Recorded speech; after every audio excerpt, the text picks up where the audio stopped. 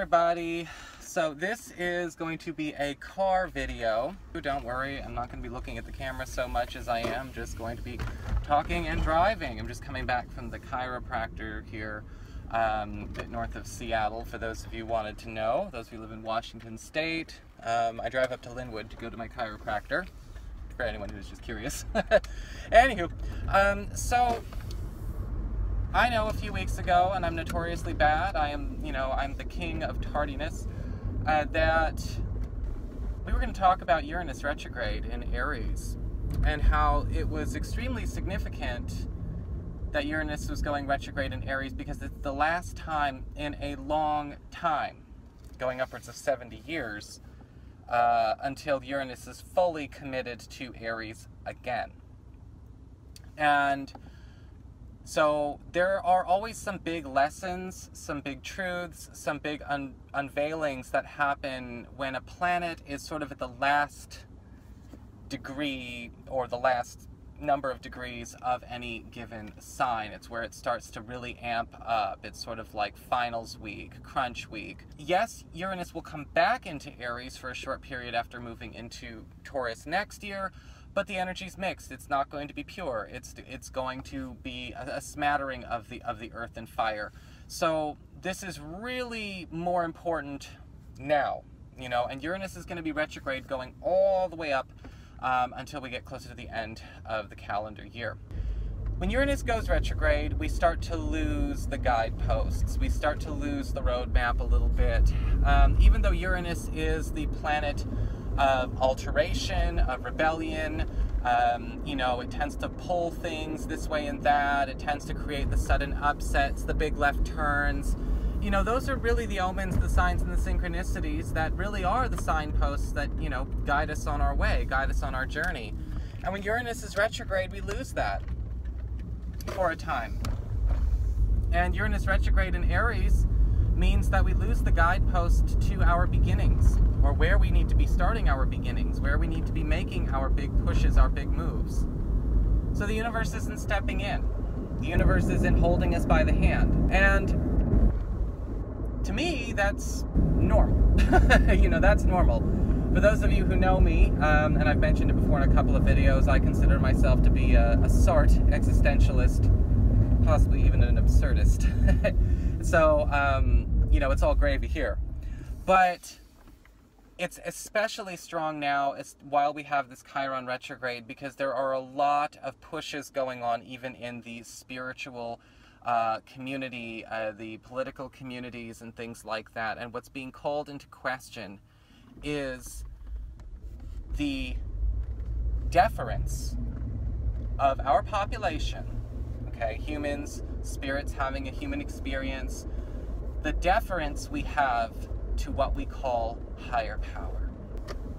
Now we're going to get heady. All right, when we talk about deference to higher power, we talk about perhaps our unwillingness to celebrate and enjoy our free will. And when spirit, universe, God, whatever you believe in and whatever you call it, decides, as they all do, that they're going to put us in the driver's seat, sometimes it's the make or break test, because you know what? A lot of people out there, we've all know people out there who don't want to have their free will. They don't want to have choices. They don't want to have that responsibility of being in the driver's seat. They really do want to have that higher power, or even a teacher or a leader do it for them. Please do it for me. I can't take the pressure. I didn't come here for this. And the problem with that is that that's where stagnation and mistakes come from. And that's where we also, have our biggest lesson. Can we be the creators, the conscious co-creators of our space and of our universe? And to be a conscious co-creator means we have to take on the mantle of that for ourselves, and not defer to either authority of, any kind. And so that's the lesson of the next few months. And I've been noticing, though, a lot of things starting to become very real. With my Chiron retrograde video that you guys, a lot of you saw that. where I talked about the age of the guru is finally coming to an end, and I said I couldn't be happier. And it's true. It's coming to an end, and I couldn't be happier. Now, those of you who've gotten readings with me know that I don't consider myself a guru. I always tell people I am not the guru in the penthouse, I am the witch in the woods. And that's how it's always going to be. You know, but I think that for a lot of people, oh look, there's a little storage container there, helping my parents, you know, move out of the family home, kind of tearing that down. That's a story that's probably going to go on my vlog pretty soon. You know, one of the things that I've noticed is that a lot of people are becoming less and less comfortable with discourse. And that disturbs me. That disturbs me a lot. But it's also very telling. It's also very telling of people who cannot share ideas, who cannot share, who cannot deal with contradiction, who cannot deal with, again, the discussion of philosophy, the discussion of, you know, spiritual differences, the culmination and the study and examination of diversity in spiritual truths. When a person cannot handle that, Uranus retrograde stagnation is a perfect example of the consequence of an impairment to that capacity. And, you know, I did a video on my vlog channel the other day, and it was about an author. You know, some of you probably saw, or you might see it. I've been starting to plug videos from my other channel into this one. It was a discussion about Doreen Virtue and her choices on how to handle her transition, you know, to, you know, kind of move away from Hay House, to move away from, you know, her teachings, to move away from her talks about Ascended Masters. And a lot of people, for the most part, my vlog it's not a refuge, so it's really meant to be more of a roundtable discussion. So a lot of people really got into it. We all had some good discussions about, you know, the discourse of it. You know, we're discussing it objectively, but a lot of people got very protective, and, you know, the point went like, you know, and a good example of that Uranus retrograde, a lot of people were kind of upset that it was more like the fact that I was bringing it up at all was immediate grounds to assume I was judging. And the video itself, I don't need to go into the whole video because it's already there. You can look it up. It's even on a playlist on this channel. But the point is, where is our discomfort with discourse? And what does our discomfort with discourse mean when it comes to us handling our spiritual practice? You know, or when it comes to our learning to consciously become co-creators, learning how to work with these energies, learning how to raise our consciousness. Is that something we really want to do? You know? A lot of people will come to these communities looking for refuge, not work. And my approach to astrology, to tarot, to the occult, to magic, to, you know, comparative religion, to philosophy, it's all work. There's no end point where you just stop working. It's kind of like a marriage or a relationship. There's no point you reach in any relationship or any marriage where people stop putting in work, you know? And the same thing goes for this. It's true. And Uranus is saying, okay, we're going retrograde in Aries, signs and synchronicities and you know, and omens and all of that, they're going to stop coming for a little bit. Okay, they're going to stop coming, guys.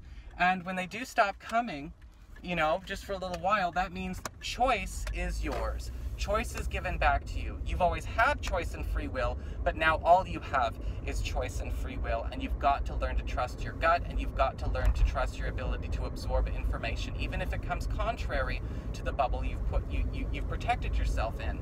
Because we're not, you know, a lot of people are still unconscious. A lot of people in the spiritual community are still unconscious. What's an example of unconsciousness? If you ask a person why they chose to do something and they say, I don't know, that's a sign of being unconscious. Okay? And we all have blind spots. We all have blind spots. again, when I do my video about cleaning out the family home, we'll talk about some blind spots I didn't know were there in myself. But one of the things that also needs to be understood is that Uranus retrograde points out our blind spots. Saturn's wrapping up in Sagittarius. So now it's kind of like, all right, again, it's finals week. Are we bothering to learn anything from our spiritual practice, or is it a feel-good situation? Are we just coming for refuge? Again, are we in salvation consciousness? Are we just waiting for something to come along and save us? Or are we evolving? Personally, spiritually, are we evolving? Check of our methods, check of our skills. If you can't cope with controversy, if you can't cope with new information shattering your perception of reality every once in a while, maybe, you got to take a look at that. We all have our energies tested. We all have our resolve tested. What makes it hard, I think, now versus then, I'm coming up on my 20th year of my spiritual practice. I've been practicing, and studying the occult, folk magic and witchcraft, and Hermetic science since, 97. So I'm coming up on my 20th anniversary of that. What makes it hard now versus then is back then you kind of were on your own. You weren't handed anything. You had trials by fire. You had initiations, and if you couldn't do it, you couldn't get in. Now, that's not saying people don't deserve to be there, but because that's not what those are about. But what it's about is, hey, now we have a situation, come one, come all, and by the way, for $350, I'll give you an unaccredited certificate that means nothing.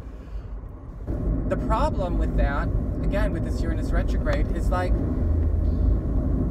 there's a lack of absorption. There's a lack of test of our methods. Uranus retrograde is a test of our methods. Nothing's going to happen until you make it happen, until you choose,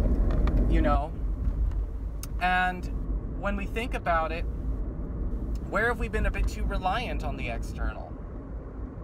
Where do we rely just a bit too much on energies that aren't our own, powers and consciousness that are not in ourselves to go to work for us? If we become dependent on the external to make our reality, then we're not co-creating. We're not creating, we're not doing our part. And Uranus retrograde is talking about that. That's what it's motivating us to do. And it can feel like a call out. I don't tend to take that victim-y mind. I kind of look at it as like, all right, training wheels are off. Let's see what I can conjure.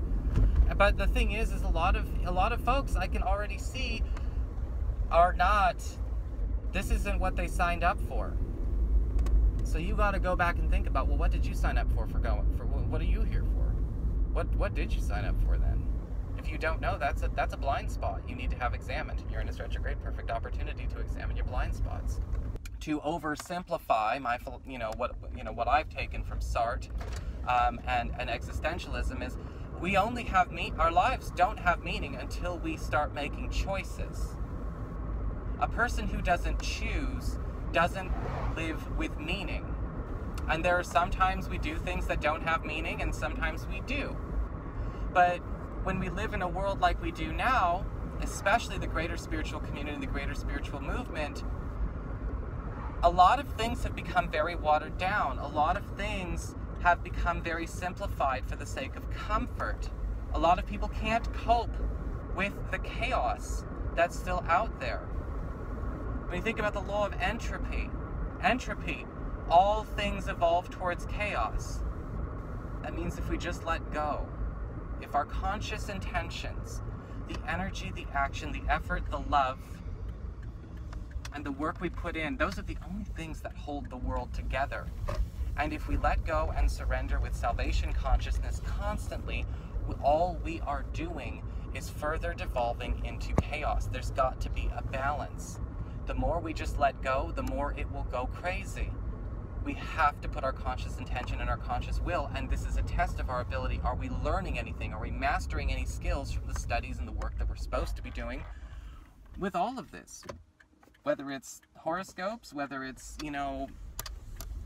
whether it's magic, meditation, prayer, church, I'm excited about the opportunity to conquer new ground.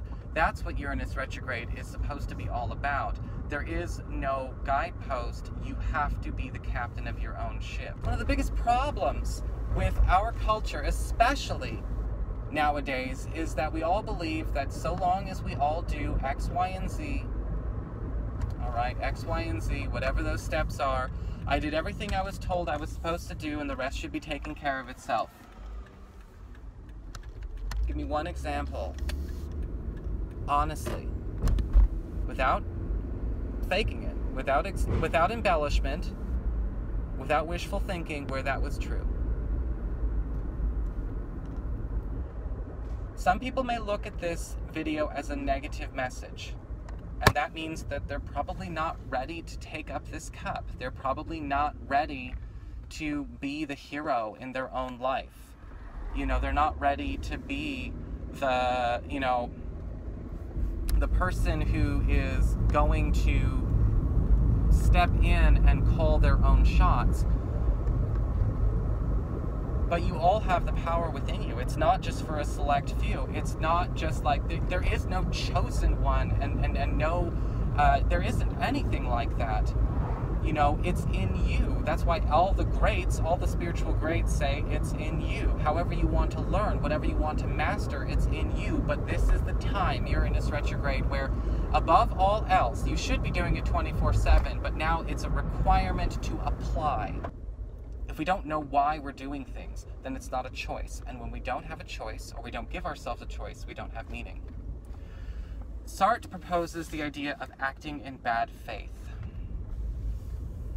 The moment we decide, no matter how overwhelming the situation is, that we don't have a choice, or we become an operant of our conditioning, our life loses meaning. We can choose not to do that. We don't need to. We are not our external.